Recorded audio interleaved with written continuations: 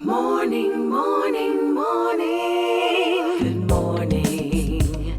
Good morning to you. And, well, let me move this aside here. And, Stacia, what is that? Samia! Come on in the house. Come on in the house. You go ahead and put your vibration with these berries on here. Put your vibration with the berries here. Yeah. So you can do whatever you like here. I mean, I slice up blackberries. You can go ahead and put them in anywhere you like. Strawberry, your vibe. Forget what I was doing. Oh, Forget what I was doing. Your vibe. Put your stamp on it. Put your signature on it. Put your Stacia stash energy right on there. I'm going to slice them up for you. I'm going to slice up the blueberry. So what you could do, you could actually That's how it went on Saturday the 15th indeed. GIMMI RAW, the big demonstration there with Dr. Aris Latham and Stacia Davidson. Stacia is with us at the moment. Stacia, good morning to you. Good morning! You are rejoicing. It went so well on Saturday. Congratulations. Thank you so much. It was, trust me, it was a good event. It was a good event. That is great. I watched a part of it. I couldn't stay for all of it. But you know, just to watch how you guys were just moving through the kitchen and you were using natural sun-fired food, raw food, to make delicious drinks and delicious meals, really, at the end of the day. While it's liquid, it was delicious meals. How was it for you, though, being there with him and doing all that you did? Trust it, it was a awesome experience. I learned so much. You know, just learning the information on what to eat when, how the Yes. food combination principles. It was just so amazing, and the tasting. That's my favorite part. Taste all the delicious raw meals. It was just a really great experience. One that will go down Yeah. in my highlight for 2022 for sure. Oh, that's beautiful. He kept talking about bring your vibrations, bring your vibrations. What do you think he meant when he kept saying that, Dr. Latham? Bring your vibrations, and what vibrations do you think you brought? Well, you know what? At the end of the day, you have to. I believe in listening to your intuition and all of that. So if you're in the kitchen, you have to work with what you have available as well, because we live Mm-hmm. all over the globe. So you may have apple where you are from in season. I may have something else. So you have to bring, you have to listen to your intuition, use what you have around you, and bring your whole vibe into the kitchen as well. So if you feel to add something that, in other words, do not be a slave to the Yes. recipe. I, Add your thing to it. I love it. The man is with us at the moment right now. Dr. Aris Latham, good morning to you, sir. Thank you for joining us. good morning, good morning, good morning. Good Listen, morning. Good you morning, guys good were morning to you. you guys were so creative in the kitchen on Saturday. I watched it, and you had your special ingredient, Dr. Latham, the cacao, and that's the first time I'd ever met that fruit. He's sticking. He's sticking. He chose to stick. Stacia, come. The cacao we kind of call it the cocoa in Jamaica. Mm. Um, it's what they use to actually make chocolate. So Oh. right, that's the cacao. So having done the almond milk, I saw when he did the almond milk, I saw when he did all the other extracts and he added the cacao to it, and you had a chance to taste it. It was delicious. Yes. Tell me, did it taste like chocolate, or did you have all the other infused flavors as Uh, well? the chocolate wasn't a standout taste for me. I guess the mixture of the cacao and the coconut and all those things blended together and pressed gave it its own flavor. Mm-hmm, mm-hmm. You know, Yeah, it was good. It was good. there's some people who would look at the demonstration you guys did and think that's so much work. I have to do all of this to get my almond milk. I have to do all of this to get my coconut milk. I have to do all of this before I can put it all together. And if you're a little bit lazy, like, as I perhaps am, you know, you want to reach instead for something that someone else prepares. And you're saying, no, no, no, no, no, no, because then you're losing the true value of all of those fruits infused. You know what? It's it's. I think one, it's best to prepare it yourself, but there are also establishments, just like how you can reach for something else. Hmm. Um, there you can buy the stuff from persons who are actually doing it. But remember, always remember though, the longer the shelf life, the shorter your life. So are Oh. you think about that? Dr. Latham is back. Good morning again to you, Dr. Latham. Do not stick on me again, sir. Yeah, my apologies. I have That's all right. That's all right. an internet system here that has a mind of Happens. its own. Happens. Okay. How was that Saturday experience for you though? Because I enjoyed it watching it. Well, it was tremendous. Ultimately, when we are consuming food has become such a social thing in Hmm. this civilization, and it's tied up into all social relationships that we have. So ultimately, the type of cuisine that modern humans have been pretty much hooked on is one that is entertainment. So it was very entertaining for me to actually entertain people with food, and that's pretty much what I do. So to even answer the question that you had just asked, Stacia, in terms of doing all of this work, Yes. just picture human beings before technology. Picture human beings. I mean, look, I was in the 50s and we didn't Hmm. have all of this sophisticated stuff. Hmm. Imagine people 200, 300 years ago, 500, 1,000 years ago. Yes. Look, we just went into a garden and ate whatever there was, and that was it. So, yeah, today we have gotten to a level where it's so much about entertainment. So basically, that's what I did on Saturday. I just Yes. had fun in the kitchen, and you joined me on the tube, and you got entertained. But you don't necessarily have to do it this way.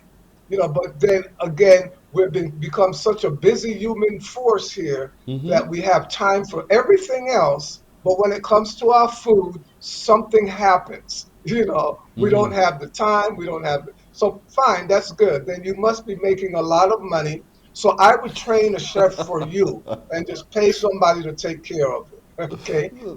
I love how you've been able to refocus my thinking. Well done. You know, you're quite right. Sometimes we get so consumed by all of the other things that we spend time there. But when it comes to taking care of the vessel, the body, we don't spend enough time to make sure we eat correctly and we eat rhythmically, which brings to this rhythmic eating thing that you've been talking about. Explain that to all of us. When you say rhythmic eating, what do you mean?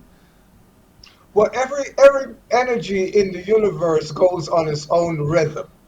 Okay, we see the sun, it's in a rhythm. The moon is in rhythm. Everything, the rain comes in rhythms. We can predict. So this is pretty much what we need to do in terms of coming back home to self. Get reconnected to the rhythms of the universe, which is our personal rhythm. But we are so haphazard the way we do things, and especially when it comes to our food. Some of us do have, good tight schedule, because, we're trying to fit it in with our work schedule, with our school schedule, and things of that nature. But, let's pick up a rhythm that is sustainable and that it would not really put us in a position where it becomes a hazard to our health. Just eating, at odd times of the day and so forth and so on. But I think a lot of it comes back to know thyself, knowing the body, knowing the machine that you are living in, and how does this thing function best. So I think that's part of our gap right here is we don't have a owner user's manual for the Hmm. body today. You know, Yes, so we yes. don't know how this system truly works. But if we did, then we would see that there's definite times of the day when the digestive system is a lot more active. you know, but we have a built-in rhythm naturally. That's why we go to sleep every night for 8 hours and we don't have a choice. So there are some bumper guards that we can't go too far off course because, you know, hey, we're plugged into the universe. It is. You know, when I saw the concept first, I thought, okay, perhaps he's talking about the seasons for fruits. You know, when ripening and the harvesting and so forth. Maybe that's the rhythmic eating of which you're speaking. Or is that also a part of the concept of rhythmic eating? That is also part of the concept of rhythmic eating. Foods go in seasons for particular reasons. So we see, like in the summer, in the height of the summer, here comes watermelon. Anywhere you are in the world, like it's the summer right now in Panama, you know, and tons of they're at their peak, you know. So fruits, high moisture foods, they're more abundance in the warmer time of the day of the year to cool us down. And then basically in the times of the year when it's a little more temperate, a little cooler, there are more warming foods that are available to us. And these are the low moisture foods. These are what I call the magnetic foods. The proteins and the starches, the beans, the grains, the deep roots, or even just roots, period, and the fatty foods. These are foods that can be preserved, can be sustained. They're not as perishable. So, and you see in certain parts of the world in the deep winter, basically they harvest, you know, the pumpkin and all of those things, and they're ready, you know, for the next 3 months and things of that nature. And then greens, vegetables, they're more abundant in the spring and the Mm-hmm. fall. So in the spring and the fall, we want to eat 50% vegetables, non-starchy vegetables, no fat, no protein, and no fruits. So that's those are the vegetables. So 50% in the spring and fall, 25% fruits, 25% starches and or protein. And then, so in the summer, obviously, 50% fruits, 25% from the magnetic groups. But you always balance with the vegetables. The Yeah. vegetables are the stabilizers. So there's some vegetables we can find at other times of the year consistently. Tomatoes, the sweet peppers, the hot peppers, you know, the zucchini and things of this nature.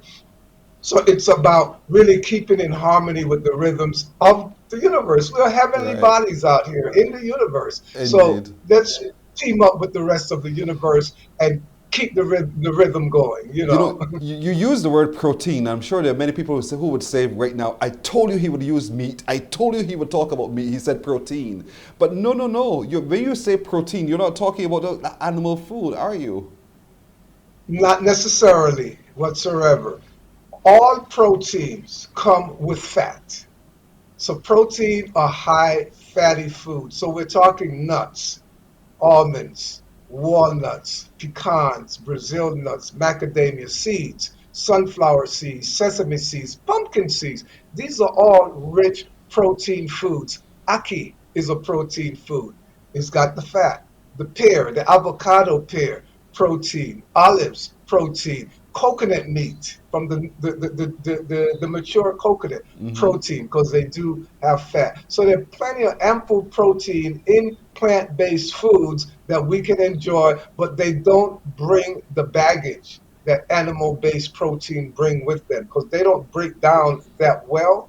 And pretty much in our system, they break down the way they break down in our trash bins Hmm. with worms and maggots and all of this sort of stuff, you know. Yes. And that's why a lot of us we get infections very easily when we consume animal-based products. And then it's the foundation for certain diseases like cancer and other really life-threatening diseases. So let's be Right. careful where we get our protein. We can't get adequate protein from the plants. Stacia, you sit in such a wonderful position to sit with this gentleman and to be able to learn all of this, and Yes. and for people to Oh, understand your journey just a little bit. Just give us a quick sense of where you came from and where you are now. Where I am now. Well, you okay. So see, I I'm came. sitting in front of my library, Uh huh. okay? And you know, and I have another one in Jamaica. I left 12,000 volumes in Jamaica. So I've spent a lot of time reading, Reading. researching, and It's this was from critical. personal interest, you know. But I was born in Panama, you know, on the Panama. Right. Oh, we seem to have lost the audio there. But Stacia, perhaps you can jump in. All Dr. right. Latham, hold on. All Yes, right. Stacia. So I was saying that I came from I've lost approximately 45 pounds. My waistline has dramatically decreased. I have had mental clarity has improved, my energy has increased, and my period cramps are no more. I've had horrible monthly period cramps from growing up, and now it's because of a change in the way how I eat. All of that is now no more. So yeah, so So that's where there's I'm lot. coming from. Right. There are lots of benefits from eating raw. Well, I have to leave it right there, both of you. You're both so fascinating. So fascinating indeed. Tremendously Thank you. wonderful meeting both of you. Thank you so much, Stacia Davidson and Dr. Aris Latham, for joining with us again You're and welcome. giving us the update. I can't wait to hear more about the next. Please contact my producer and Yes. we will be happy to have you back on to talk again more about this. So have the best of today, both of you. Thank you. Thank you Thank so you so much. much for Okay. having us. You're very welcome. You're very welcome indeed. Morning, morning,